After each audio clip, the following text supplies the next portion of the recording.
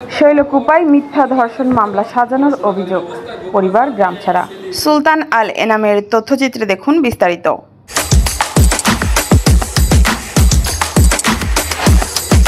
ঝিনাইদহের শৈলকুপা উপজেলার দেবতলা গ্রামে মিথ্যা ধর্ষণ মামলা সাজিয়ে রিপন কাজী নামে এক যুবক ও তার পরিবারকে ঘরবাড়ি ভাঙচুর করে গ্রামছাড়া করার অভিযোগ উঠেছে।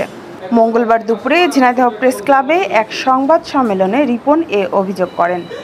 লিখিত বক্তব্যে তিনি জানান, 2024 সালের জুনে রবিউল কাজীর বড় মেয়ে বগুড়ার শিহাব নামে এক যুবককে নিয়ে এসে প্রেমের সম্পর্কে জড়িয়ে বসবাস শুরু করে। পরে শিহাব বিয়ে করতে অস্বীকৃতি জানালে উত্তেজনা সৃষ্টি হয় এবং রিপন কাজী তাকে চড় মারেন। এ ঘটনার জেরে রবিউল পরিবার শত্রুতা করে এবং চলতি বছরের মার্চে তার 11 বছরের মেয়েকে দিয়ে মিথ্যা ধর্ষণ মামলা সাজায়। এতে গ্রামে উত্তেজনা ছড়িয়ে পড়ে এবং রিপনের ঘরবাড়ি ভাঙচুর করে তাকে পরিবারসহ গ্রামছাড়া করা হয়।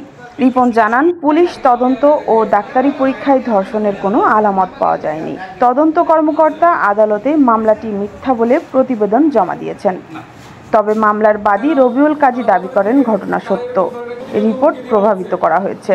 বর্তমানে রিপন পরিবার নিয়ে গ্রামছাড়া অবস্থায় রয়েছেন এবং হত্যার হুমকির মুখে রয়েছেন বলে সংবাদ সম্মেলনে অভিযোগ করেন। মুস্কান রুবায়েত মীরা, সবুজ বাংলা টিভি, ঝিনাইদহ।